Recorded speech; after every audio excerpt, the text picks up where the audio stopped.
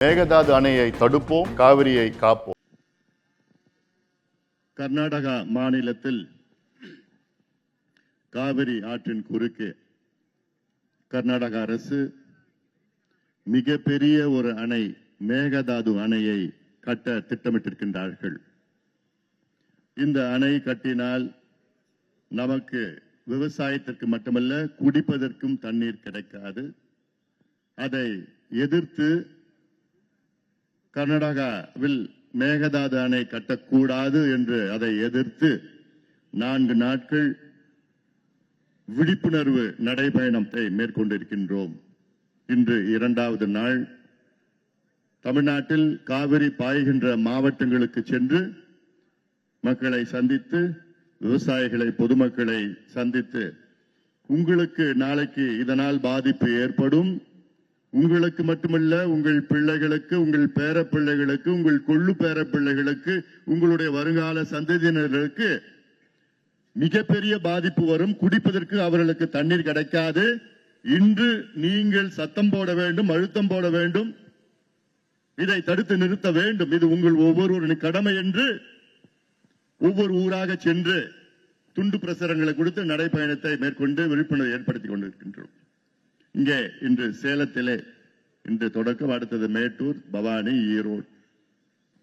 இது ஒரு முக்கியமான ஒரு பிரச்சனை. கர்நாடகாவிலே காவிரி பாய்கின்ற பகுதியில் மேகதாது அணை, மிகப்பெரிய அணை, 70 TMC கொள்ளளவு கொண்ட ஒரு அணையை கட்ட கர்நாடக அரசு துடித்துக் கொண்டிருக்கிறது. அதற்கு விரிவான திட்ட அறிக்கை, டீடைல்டு ப்ராஜெக்ட் ரிப்போர்ட், அதை செய்வதற்கு மத்திய அரசு அனுமதி கொடுத்திருக்கிறது, உச்சநீதிமன்றமும் அனுமதி கொடுத்திருக்கிறது. அடுத்த கட்டம் அதற்கு நிதி ஒதுக்கீடு செய்து அந்த டேமை கட்டணும், அவ்வளவுதான். இதை ஒருபொழுதும் விடக்கூடாது. காரணம், காவிரியினுடைய வரலாறு அது சொல்லவே முடியாது. என காலகாலமா வருகின்ற ஒரு ஆறு. கர்நாடகாவில் இருக்கின்ற மலைகள், மேற்கு தொடர்ச்சி மலையிலே தொடங்கி கர்நாடகா வழியாக சிறிது அளவில் வந்து தமிழ்நாட்டில் பெரிய அளவிலே இங்கே வந்து காவிரி டெல்டாவிலே கடலில் கலக்கின்ற ஒரு ஆறு காவிரி ஆறு. இது காலகாலமா நமக்கு தண்ணீர் கொண்டு குடிப்பதற்கு மட்டுமில்ல, விவசாயத்திற்கு, நம்முடைய உணவு பாதுகாப்பிற்காக, ஃபுட் செக்யூரிட்டிக்காக காலகாலமா காவிரி டெல்டா மட்டுமில்ல, அதன் முன்பு பாய்கின்ற மாவட்டங்கள் எல்லாம் நமக்கு உணவு அளித்துக் கொண்டிருக்கின்ற ஒரு மிகப்பெரிய வரம், இயற்கை கொடுத்த வரம் நமக்கு காவிரி. ஆனால் இன்னைக்கு அதுக்கு பாதிப்பு வந்திருக்கிறது. இப்போ நான் ஒரு உதாரணம் சொல்றேன், ஏன்னா சில பேருக்கு தெரியல, என்ன அது காவேரி, என்ன மேகதாது, அங்க கட்டினா என்ன, கடல்ல போற தண்ணி தானே, அப்படிலாம் பேசிட்டு இருக்கிற இளைஞர்கள், ஏரி தண்ணி உங்க வயலுக்கு வருது, பாசனத்துக்கு வருது, அந்த தண்ணி வரப்பு மூலமா உங்க வயலுக்கு வருது, நிலத்துக்கு வருது. ஆனா அந்த தண்ணிய நிலத்துக்கு முன்பு இருக்கிறவன் அதை தடுத்து நிறுத்தினா நீ சும்மா இருப்பியா? தடுத்து நிறுத்தினா உனக்கு தண்ணி வராது. அவன் நிலத்துக்கு தான் தண்ணி போவோம், அவன் தான் செழுமையா இருப்பான், அவன் நல்லா விவசாயம் பண்ணிப்பான். ஆனா உனக்கு தண்ணி கிடைக்காது, சாப்பாடு கிடைக்காது, காசு கிடைக்காது, எதுவும் கிடைக்காது. அதே தான் இன்னைக்கு கர்நாடகாரன் செய்யறான். காலகாலமா வர தண்ணிய இதுக்கு முன்பு சின்ன சின்ன டேம் கட்டி தடுத்துட்டான். ஆனா தண்ணி அதை மீறி நமக்கு தண்ணி கொஞ்சம் வந்துட்டு இருந்தது. ஆனா இப்ப என்ன பண்றான், பெரிய டேம கட்ட திட்டமிட்டான். 70 TMC டேம் கர்நாடகாவிலே காவிரியின் குறுக்கு, அதுதான் பெரிய டேமா இருக்கும் கட்டுறது. நமக்கு இருக்கிறது ஒரு டேம் தான், மேட்டூர் டேம், 93 TMC. அவன் கட்டுற டேம் 70 TMC ஒரு டேம். இன்னொரு டேம் KRS டேம் 50 TMC. அப்படி 4 டேம் இன்னைக்கு கட்டி வச்சிருக்கிறான். KRS டேம், கபினி, ஹேமாவதி, ஆரங்கி, சொர்ணாவதி, அர்க்காவதி, இப்படி எல்லாம் பல தடுப்பு அணைகளை கட்டி வச்சுட்டான் காவிரியின் குறுக்க.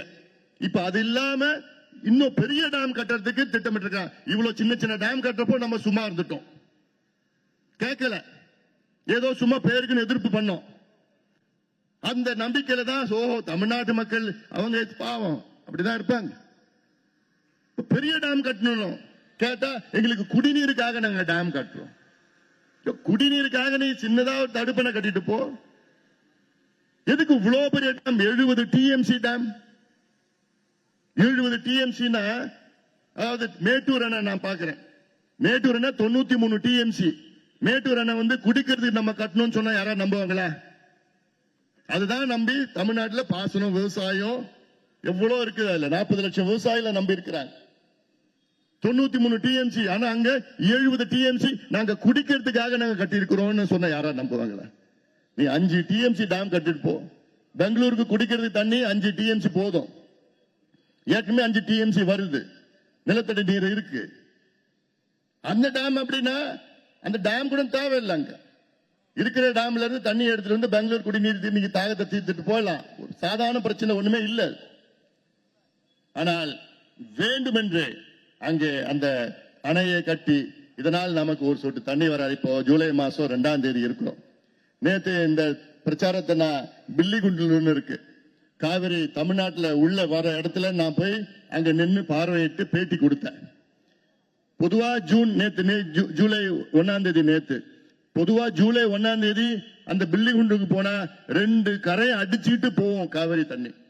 அவ்வளவு வெள்ளமா போகும். நேத்து அந்த காவிரி ஆத்துல நடுவுல நின்று பேட்டி கொடுத்தேன்.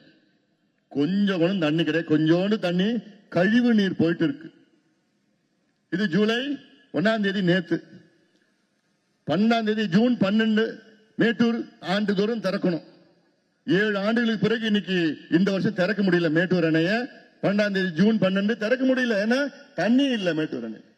93 டிஎம்சி கொள்ளளவு கொண்ட மேட்டூர் அணையில இன்னைக்கு 40 டிஎம்சி தான் இருக்கு. அந்த 40 டிஎம்சி குடிநீருக்காக பயன்படுத்தி. தனிக்கும் தென்மேற்கு பருவம் தொடங்கிடுச்சு. இந்த வருஷம் எல் நீனோ எஃபெக்ட் சொல்றாங்க. எல் நீனோனா இன்னும் ரொம்ப வறட்சி இருக்கும், மழை பற்றாக்குறை இருக்கும், மிகப்பெரிய பிரச்சனை வரும். இப்போ இந்த மேகதாது டேம் கட்டாததுக்கு முன்பு இந்த நிலைனா, நாளைக்கு அந்த மேகதாது அணை கட்டினானா இந்த குடிக்கிற தண்ணி கூட நமக்கு கிடைக்காது. சேலத்துல நாங்க இருக்கிறோம், எங்களுக்கு என்ன பிரச்சனை நீங்க கேட்காதீங்க. சேலத்துல தான் அதிகமா பிரச்சனை உங்களுக்கு. நீங்க குடிக்கிற தண்ணி மேட்டூர் தண்ணி. மேட்டூர்ல தண்ணி வரலன்னா நீங்க குடிக்கிறதுக்கு தண்ணி கிடையாது உங்களுக்கு.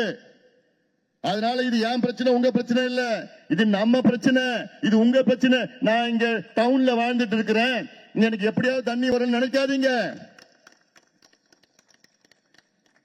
இது இன்னைக்கு தண்ணி வரலாம், நாளைக்கு உங்க பிள்ளைகளுக்கு தண்ணி கிடைக்காது, உங்க பேர பிள்ளைகளுக்கு தண்ணி கிடைக்காது.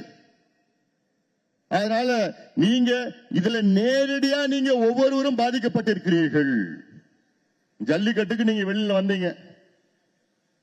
ஆனா அது வெளியில வந்தவங்கள 99 விழுக்காடு மக்கள் ஜல்லிக்கட்டு பார்த்தது கிடையாது. ஆனாலும் ஒரு உணர்வுல நீங்க வெளியில வந்தீங்க.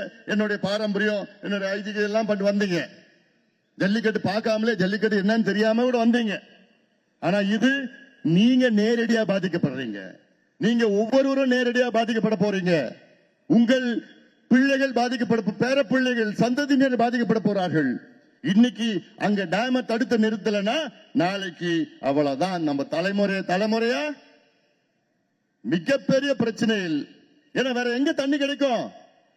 இதை நம்பிதான் நம்ம இருக்கிறோம். இதை நம்பிதான் காலங்காலமா நம் முன்னோர்கள் வாழ்ந்தார்கள். இந்த தண்ணி நம்பிதான் வருங்கால சந்ததியினர்கள் அடுத்த 1000 ஆண்டுகள் வாழ வேண்டும். இன்னைக்கு அவங்க சுயநலத்தோட ஒரு அணையை கட்டினாங்கன்னா நம்ம அதை வேடிக்கை பார்க்கறது கிடையாது.